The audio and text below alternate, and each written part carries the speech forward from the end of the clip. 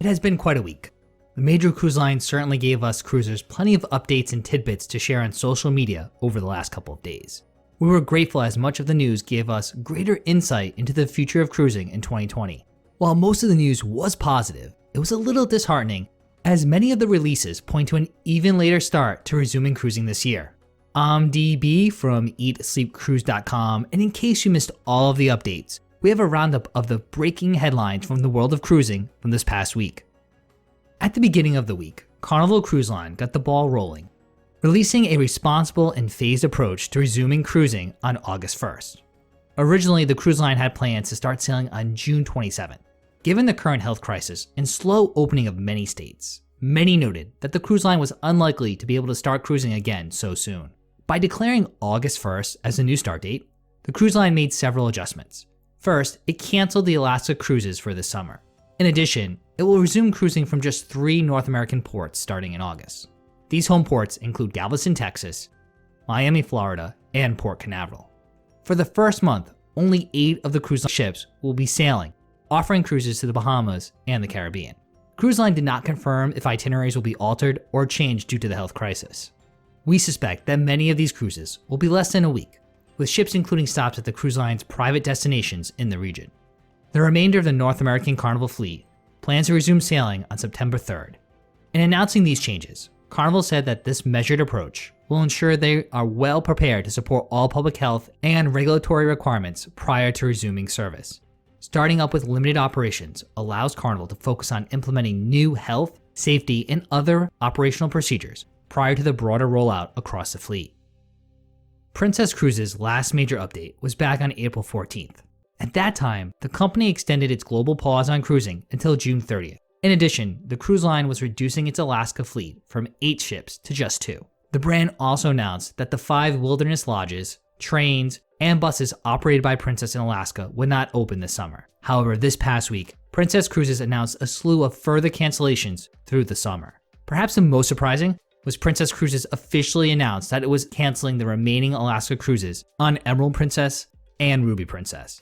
This would mean the line would have no presence in Alaska in 2020. Following that news, it was not too much of a shock that all Canada, New England, and Europe cruises and cruise tours in 2020 were also canceled by Princess Cruises.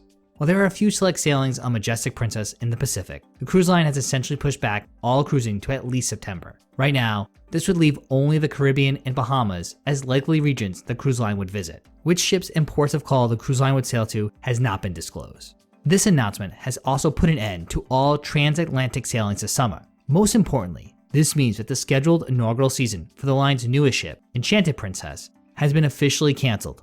Now the ship's first sailings will be in November of 2020 from its North American home port in Fort Lauderdale, Florida. Likewise, Holland America Line released an update also on May 6, canceling all Alaska, Europe, and Canada New England cruises for the remainder of 2020. In addition, the cruise line's planned 79-day Grand Africa voyage that was scheduled to depart on October 3rd is also canceled.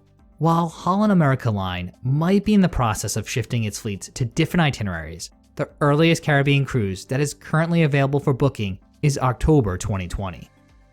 It's quite a roller coaster ride for Norwegian Cruise Line fans like us this week. Early in the week, news broke that the cruise line was concerned that given the current global suspension, there was substantial doubt that the parent company would have finances to continue operating under current agreements with lenders. This announcement led some outlets to conclude that Norwegian Cruise Line Holdings could file for bankruptcy protection.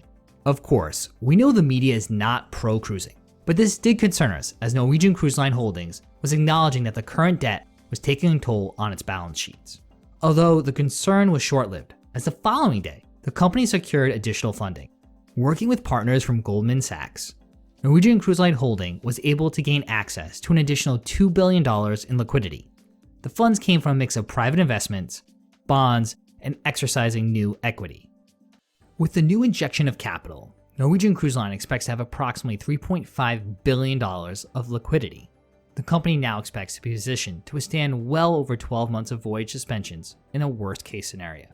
So, for now, it appears that NCL, along with sister brands Regent Seven Seas and Oceania Cruises, should be able to set sail again once the travel bans are eased. Also new this week was Royal Caribbean and Celebrity Cruises announcing a new and improved Cruise with Confidence policy. This enhanced plan covers all cruises booked by August 1st, including already existing reservations. Now, guests will have the ability to cancel their cruise up to 48 hours in advance of the sailing and receive 100% future cruise credit, which can be applied to cruises up until April of 2022. This extension in the Cruise with Confidence policy will give cruisers extra peace of mind when booking their next vacation. Guests can now book knowing that they can cancel up to 48 hours before the sailing and not lose their investment. 2 other new program elements were also introduced this past week. First, the cruise lines implemented a best price guarantee. This policy allows cruisers to take advantage of any new promotional pricing or offers at any time after booking and up until 48 hours prior to sailing. If the price drops or there are added perks, cruisers can simply contact the cruise line to receive the new promotional price and/or offer. Second, the companies are now offering cruisers the ability to lift and shift a reservation. This temporary option allows cruisers to simply switch their sailing to a future cruise with the same itinerary and stateroom category. When making the switch, guests can keep the same price and promotional offers from their current cruise for the new future sail date. And there you have it. That is all of the updates from the major cruise lines that happened this past week. But of course, we'd love to hear from you. Let us know in the comment section below your thoughts on all the cruise line changes due to the global health crisis.